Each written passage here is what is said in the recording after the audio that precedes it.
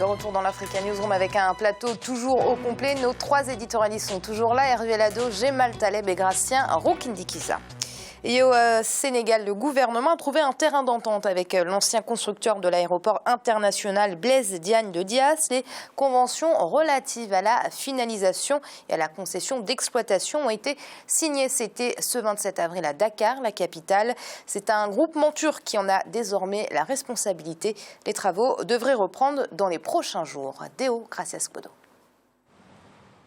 Arrêtés depuis plusieurs mois, les travaux de construction de l'aéroport international Blaise Diagne, situé à 40 km au sud-est de Dakar, reprennent dans les prochaines semaines. La partie manquante des travaux est estimée à 15% du chantier et c'est le consortium turc Suma Limak qui en a désormais la charge en vertu d'un contrat de sous-traitance générale signé avec le groupe saoudien Saudi Bin Laden à l'origine du projet. Cet accord nous garantit une livraison des travaux restants dans 8 mois et une mise en service 4 mois plus tard sans un coût supplémentaire par rapport à celui que nous avions payé à Saudi Ben Laden Group. Hormis la prise en charge financière du plan de transfert des activités de l'aéroport international Léopold Sédar Senghor vers celui de Diass.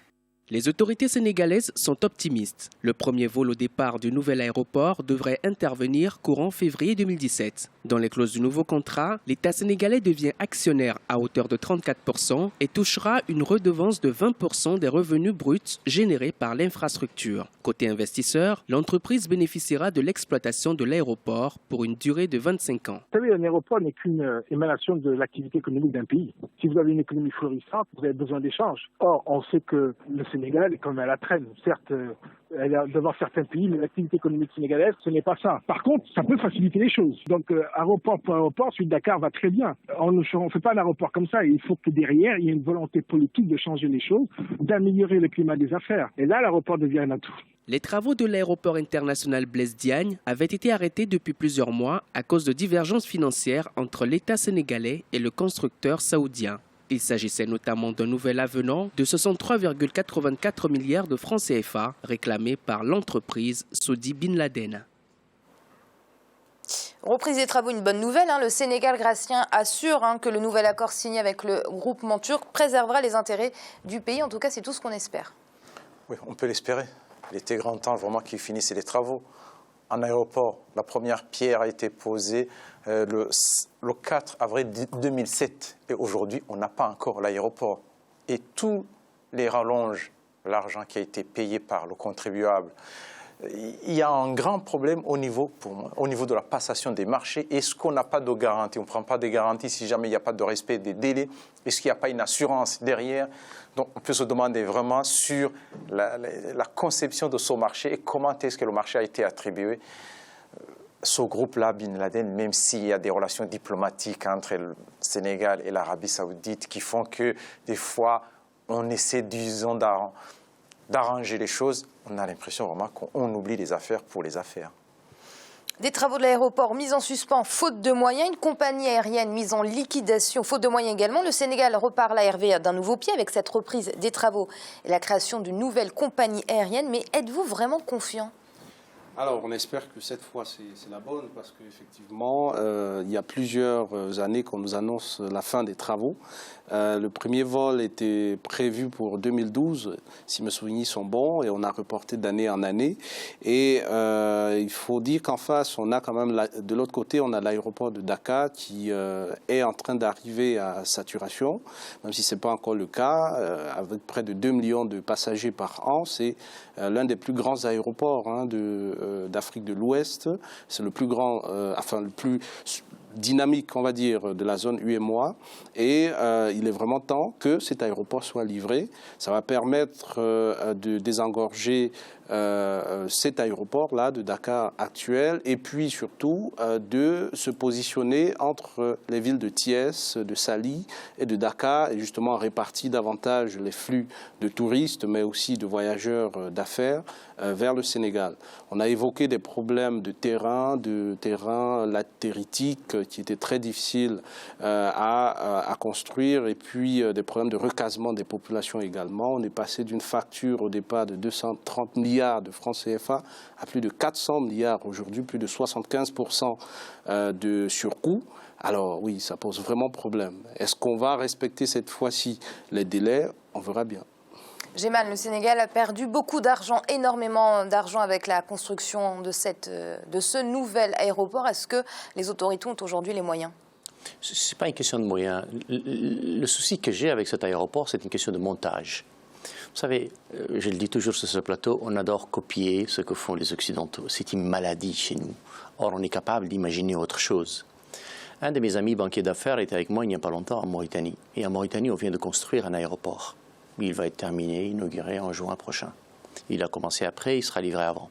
Le montage, lui, est fait sous une forme absolument révolutionnaire et nouvelle. C'est quoi?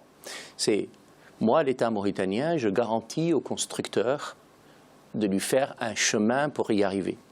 En contrepartie, je lui accorde une partie du domaine public de l'ancien aéroport. Je lui donne même un domaine public pour la promotion immobilière d'autres choses. Je demande à un opérateur, la SECNA en l'occurrence, de construire les pistes. Je demande à un opérateur extérieur de me construire le balisage. Et puis après, je contracte avec la première société pour me construire le gros œuvre. En fait, je fais un ouvrage nouveau, révolutionnaire, moderne, dimensionné à peu près comme l'autre, même si la taille du Sénégal est beaucoup plus importante. Et in fine, ça a coûté 0 centime à l'État mauritanien, qui lui se retrouvera avec un aéroport révolutionnaire et moderne qui lui aura coûté de la promotion immobilière qui sont toutes assez utiles pour le pays. Et quand on compte la contrepartie revenir sur les caisses de l'État dans ce domaine-là, on se dit chapeau. Le banquier d'affaires me dit comme quoi il ne suffit pas de grand-chose pour faire de l'imagination, c'est-à-dire sortir du cadre du BOT, de ce qu'on appelle communément le partenariat public-privé classique, qui est bon pour des écoles et pas forcément pour d'autres. Et donc, le Sénégal est un pays absolument génial, je ne suis pas d'accord avec Gracien, je n'ai aucun doute que le contrat doit comporter toutes les éventualités possibles et imaginables, ce qui a d'ailleurs probablement permis la suite. Mais le montage en lui-même me pose un problème et nous avons besoin, encore une fois, d'imaginer autre chose. Et 13 nouveaux accords ont été signés entre la Tunisie et la Côte d'Ivoire, portant sur divers domaines, allant de l'économie numérique à la gestion des ressources, en passant par le tourisme. Ceci vise à dynamiser les relations entre la Tunisie et son troisième partenaire économique en Afrique subsaharienne. C'est un sujet de Gaël Onana.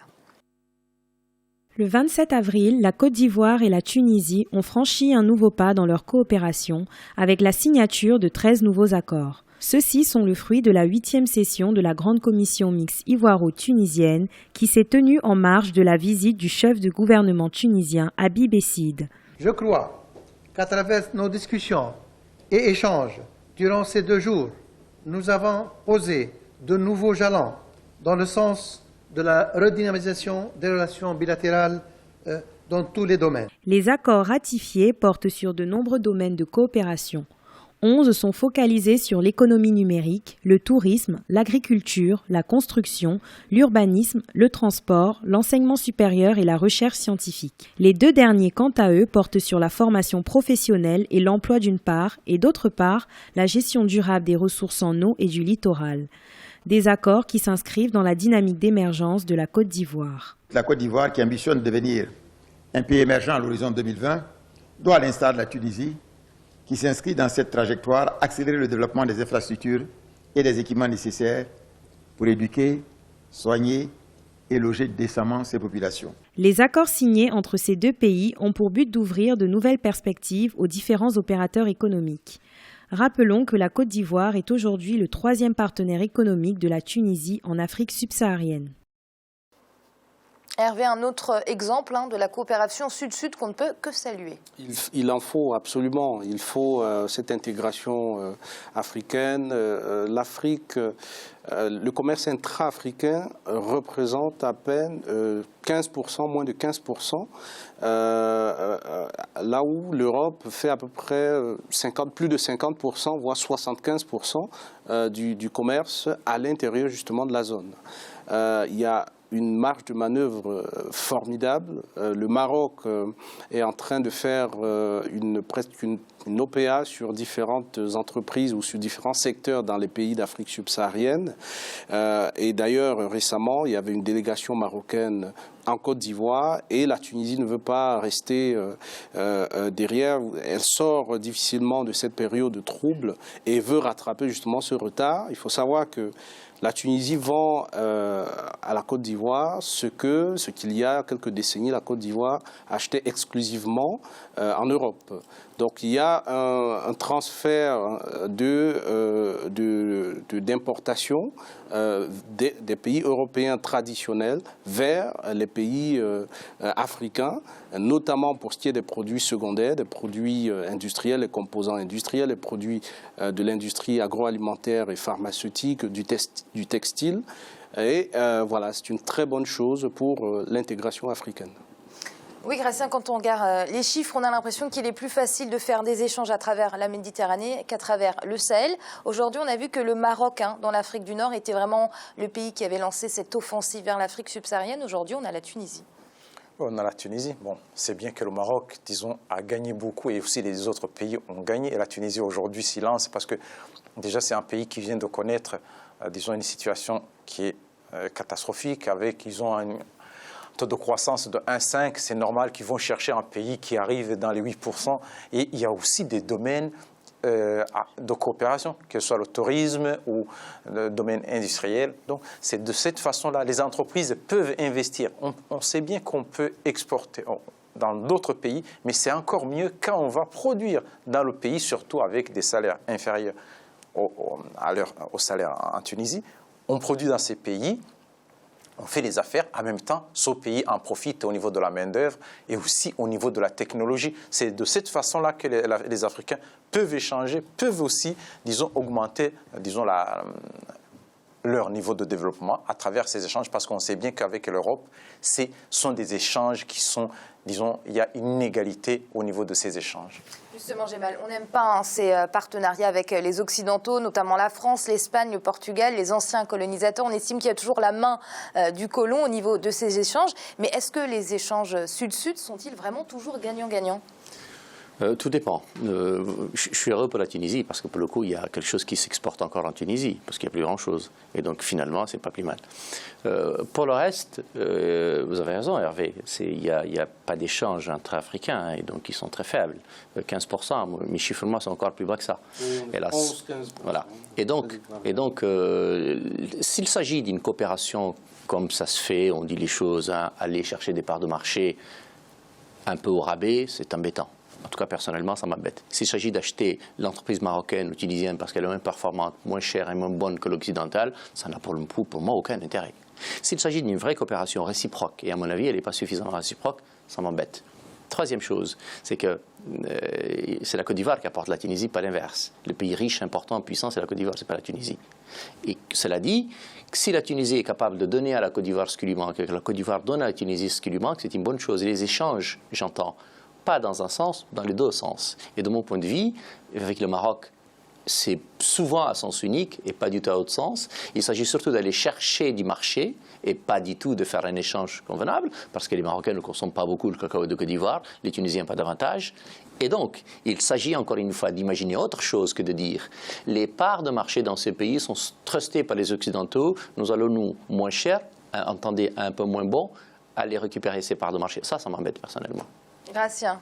Oui, je pense qu'au niveau de cette coopération entre les Africains, il faut que ça soit une question de l'Union africaine. On peut concevoir, ils peuvent décider, disons, déterminer des équipes techniques pour déterminer quels sont les produits que les Africains importent de l'Europe, de l'Amérique, et est-ce que les pays africains regroupés par région ne peuvent pas produire.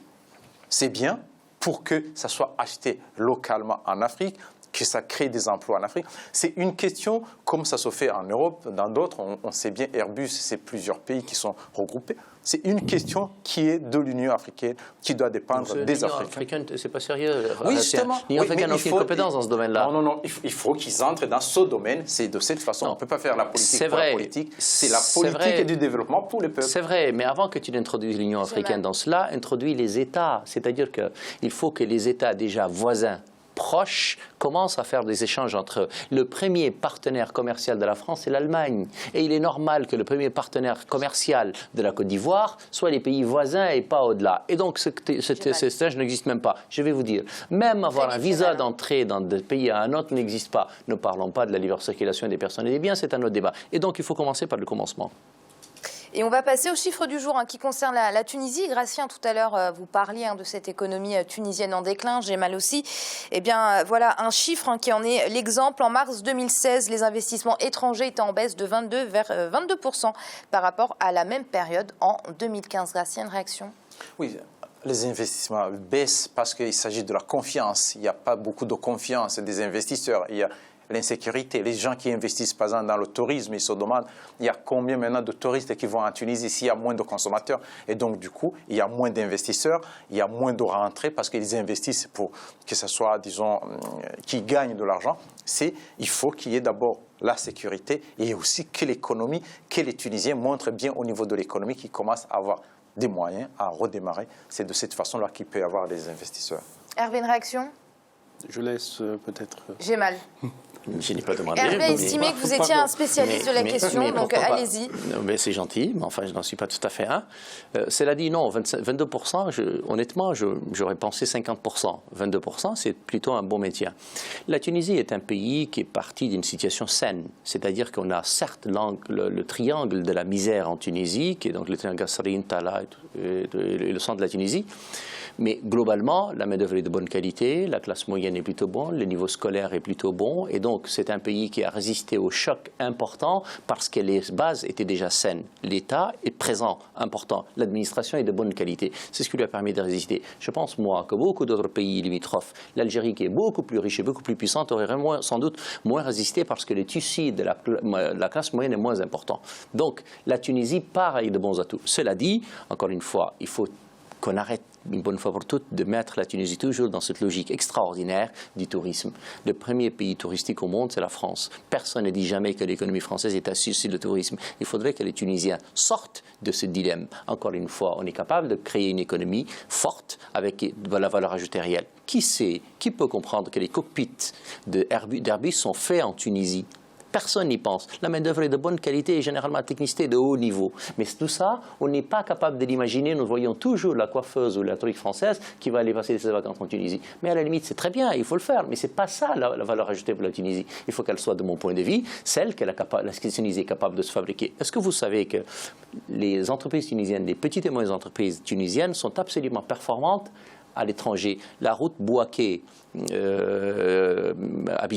est en partie faite par le groupe Hashisha, qui est un groupe tunisien de BTP qui est de bonne qualité. Personne ne sait que parmi les premiers exportateurs en matière de travaux sur le pétrole, c'est des entreprises tunisiennes. Donc la Tunisie a des choses qu'elle a exportées et je pense qu'elle peut le faire encore mieux qu'elle ne le fait maintenant. Et Hervé avait raison, vous aviez beaucoup de choses à dire sur la Tunisie, j'ai mal. Merci.